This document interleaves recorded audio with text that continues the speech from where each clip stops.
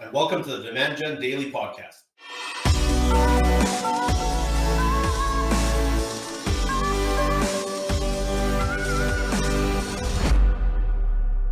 All right, another section of the questions you should be asking an agency if you are in the middle of looking at hiring a brand new agency. Maybe it's your first time, maybe it's not your first time, and you just want some really good, high quality questions to be asking. Maybe you're currently engaged with one and you want to ask them some of these questions, any of the above. Before we get into it, please like, subscribe, send us questions. We answer them. This is actually based off like a couple questions people asked us. So those are always welcome and we will answer those questions. So this section, we're going to get into expectations and basically setting clear expectations. Like, what does that mean? And people often think it's like, well, it's an agency, they should be taking me through their process. But I'll tell you right now that some agencies set very clear parameters at the front end and others don't. And you want to ensure that, number one, they have a way of expectation setting. And if they don't, that could mean that there's some red flags in terms of how your account's going to be treated because they're just not that organized quite yet. And this varies because, for example, if you ask a single owner operator, how do you onboard me? Like, unless they're very, very operationally minded, they're like, well, I just kind of onboard you and there's this discovery and, then I onboard you. But a good agency is going to have clear methodologies on how to do this. So the first question, what can I expect when we start working together? If they're not very forthcoming about this, or if they're stumbling, it's like, that's a flag. But generally what you want to get details on are things like, what's the meeting rhythm? What is the frequency? Like, what can I expect in terms of talking with you back and forth?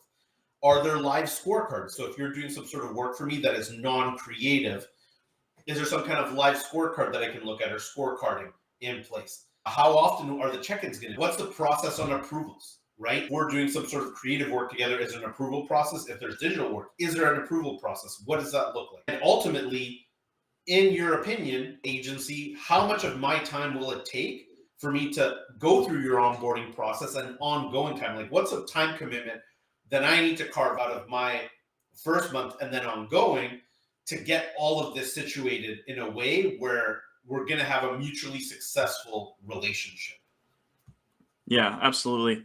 And the thing that's so great about expectation settings is that it goes both ways, right? This is not only just for the agency to ensure that results are met and that they're profitable, but it's also for the client side to make sure that your budget and everything that you're doing on your end is in alignment with the targets that you're trying to hit.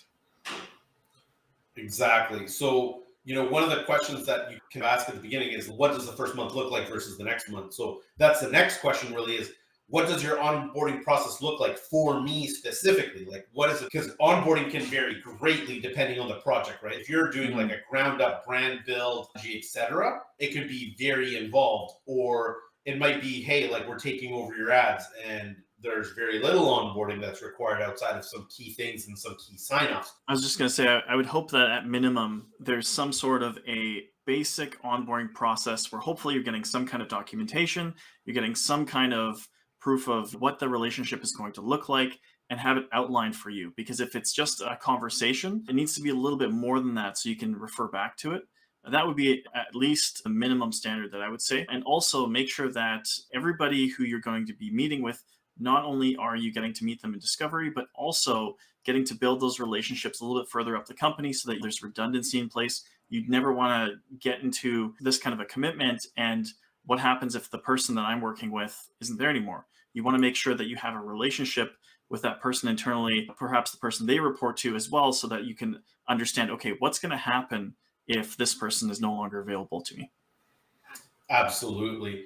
And in terms of onboarding, like, how long will it take? If I sign off tomorrow, how fast does the onboarding get kicked off? Is it within 24 hours? Is it within 48 hours? When, if you want ad buying, like, when will the ad buying begin?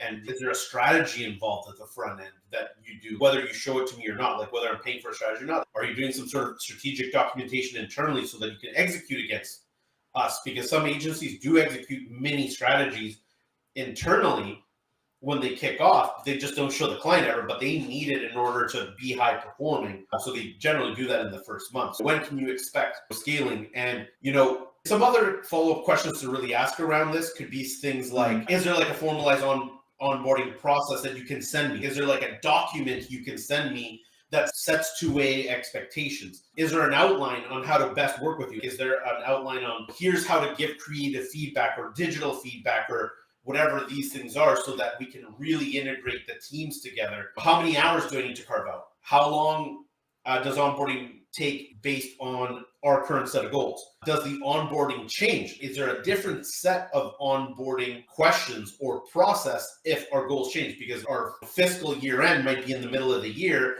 and hey, these are our current targets, but our targets are going to change in 6 months.